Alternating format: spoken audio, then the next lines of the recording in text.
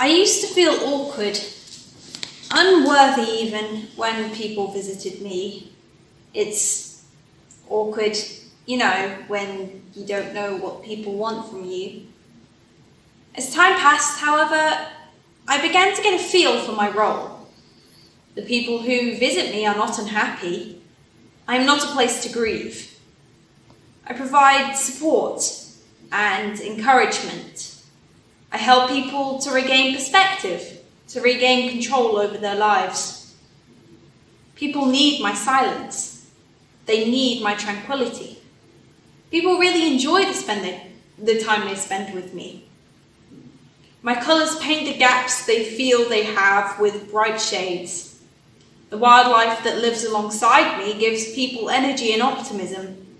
I help because I care, and most of all, because I remember.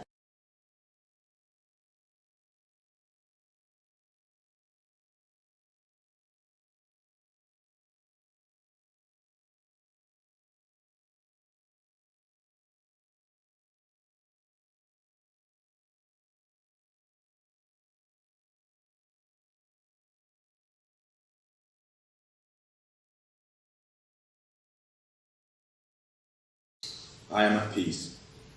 I sense round stones and pebbles on my surface, and cool, fresh, life-giving water washes over them. The liquid, splashing over the pebbles, sounds like laughter. There are chuckles in there. They bring back memories of happy times I have spent in the sun, hearing friends at play. There is something reassuring about my presence, as though, whatever may happen, the cycle of water is constant, and, come what may, will always be there.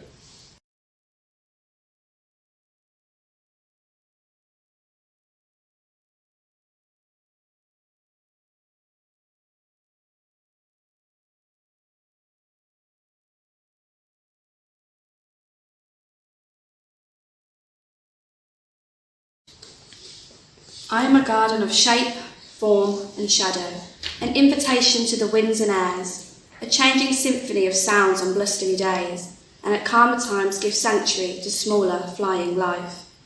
I am formed by nature and the surgeon's knife, circumspectly taking note of sap and flow and heart of wood. Those who visit me can find at need shadow and substance and openness in sunlight.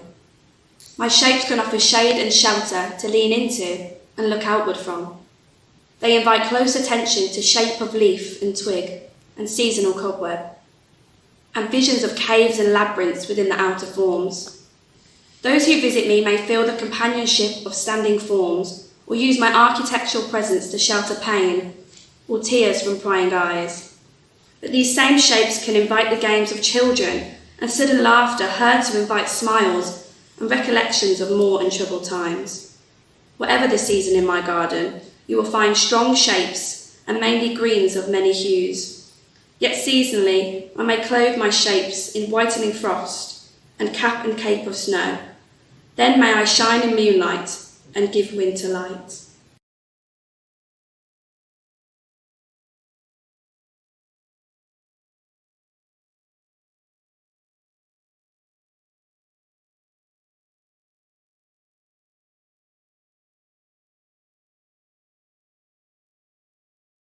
Inspiration is from a blue and white willow plate. Water is a definite feature, with a bridge and fence of bamboo, narrow paths leading to the undergrowth.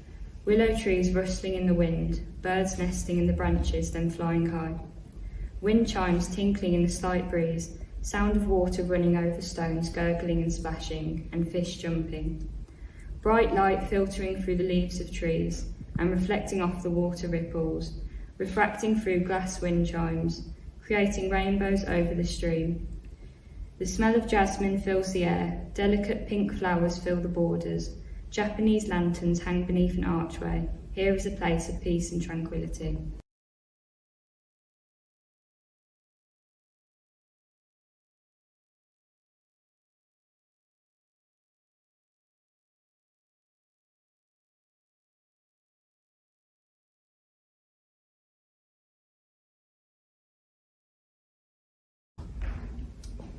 I am the voice of the Bog Garden. You reach me by stepping through gnarled wild-toned trees, and there I am. There are more showy gardens than I, more flamboyant. I have modest foliage, soft mosses, and taller ferns. My scents and odours are various, born of nature's intended living forms. I represent the mysterious being of the garden world. I have hidden ponds disguised at edge by reeds, and grasses and taller, wilder flowers. Frogs and toads are safe in my world and sing their songs freely there.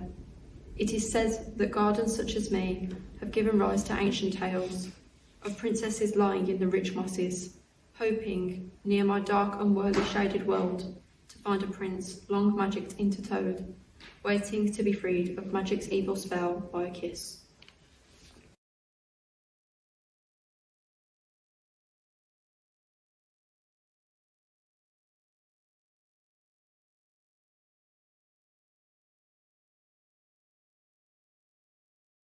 Serenity, a strange word, an alien word for many, but that is what I am. Serenity, a canopy of carefully maintained flora that keeps the sun at bay even in the harshest of summers, coming to life with wails of shimmering leaves only in the most brutal of storms. Sometimes, on the warmest nights when the moon is full, I wonder if my leaves will ever be graced by the gentle words of a softly spoken haiku that generations before used to compose from my body.